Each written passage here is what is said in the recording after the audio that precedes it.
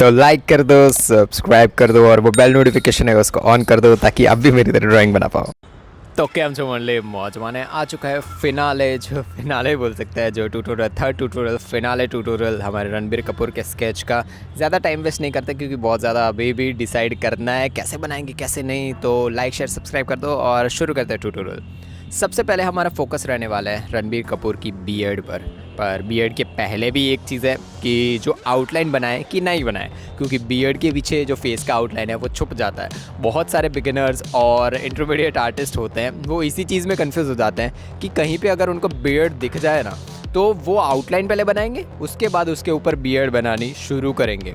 मैं रिकमेंड करूँगा कि जो बॉक्सेस आप यूज़ कर रहे हो, जैसे आप 6 बॉक्स के अंदर बियर्ड शुरू हो रही है, ठीक है, तो जहाँ पे आपको बियर्ड दिख रही है ना, तो उसके नीचे जो फेस का आउटलाइन होता है वो बनाना ज़रूरी नहीं है। बियर्ड जो बहुत सारे अलग अलग टाइप की होती है, जैसे बहुत लंबी बियर्ड रखते हैं लोग, तो उसमें आपको हेयर्स जो आपके हेड के हेयर्स होते हैं वैसे बनानी पड़ेंगी वो बियर्ड। बट जो अभी रणबीर कपूर के जो बियर्ड है वो बहुत ही ज़्यादा शॉर्ट है। सेकेंड चीज़, कौन से कलर की बियर्ड है। यस, कलर भी करवाते हैं लोग बियर्ड में, लाइटर कलर, ब्राउनर कलर, ऐसे कलर की भी होती है, ब्लॉन्ड कलर की भी होती है। बट जो रणबीर कपूर का जो बियर्ड है बहुत ही ज़्यादा डार्क है, ब्लैक, जो कॉमन हमारे इंडियंस लोगों की होती है। तो उसी के लिए हम यूज़ करेंगे पहले हार्ड चारकोल पेंसिल।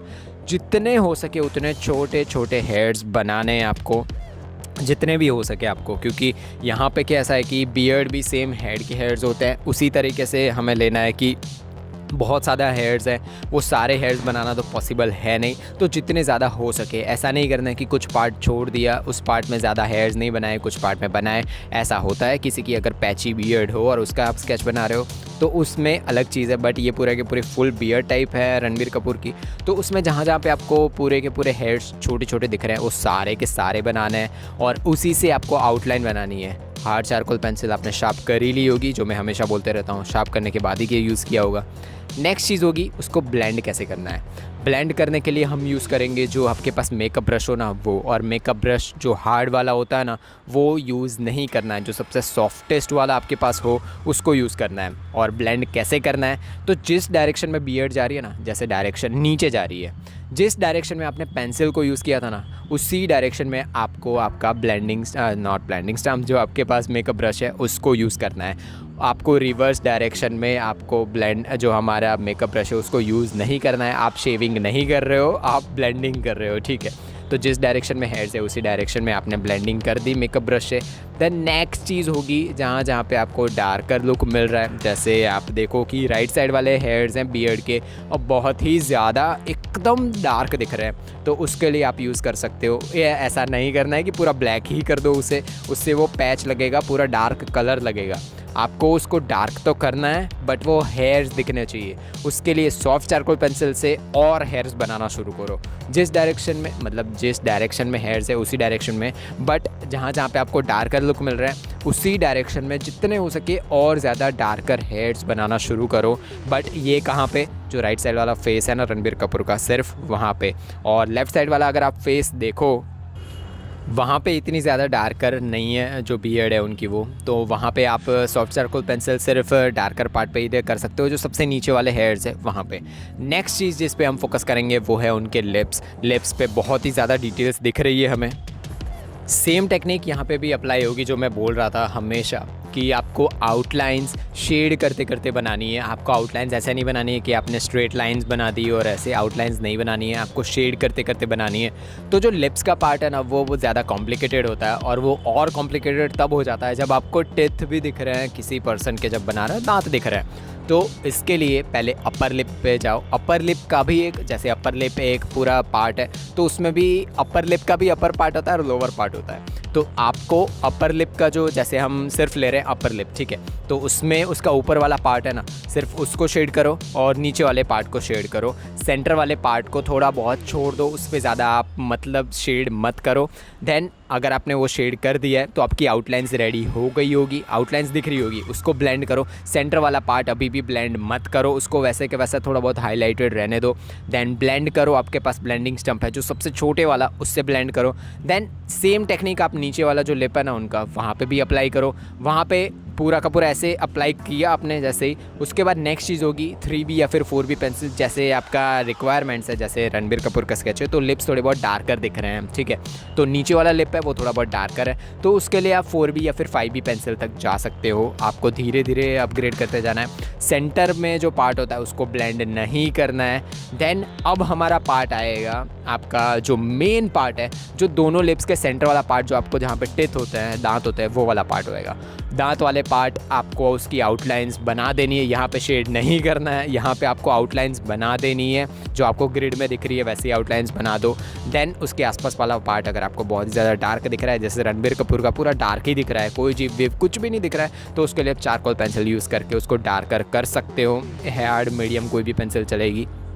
देन उसको ब्लेंड करने के लिए अपर और लोअर लिप के साथ ब्लेंड करने के लिए आपको फिर से यूज़ करना होगा आपके पास जो ब्लेंडिंग स्टम्प है वो। अगर आपको कुछ पार्ट्स ऐसे डार्कर दिख रहे हैं तो आप 5B तक जा सकते हो, 5B 6B तक भी जा सकते हो। और कुछ पार्ट्स जहाँ पे आपको लाइटर लुक मिल रहा है, जैसे लोअर लिप पे देखो तो लोअर लिप का भी वो जो सेंटर वाला पार्ट है ना, वहाँ पे बहुत ही छोटी छोटी स्ट्रेट लाइन्स है, तो वो लाइन्स बनाने के लिए आप हाईलाइटर यूज़ कर सकते हो, जो आपका मोनो इरेजर है उससे यूज़ कर सकते हो, उससे आप हाईलाइट्स क्रिएट कर सकते हो। बट यहाँ पर आपको वो जेल पेन होती है वो वाली यूज़ नहीं करनी है। हाइलाइट्स क्रिएट करने के लिए आपको मोनो इरेजर यूज़ कर सकते हो। जैसे जैसे आपको जिस जिस जगह पे लाइट दिख रही है, हाईलाइट दिख रही है, वहाँ पे मोनो इरेजर यूज़ करो और ऐसे ही आपका लिप पूरा रेडी हो जाएगा।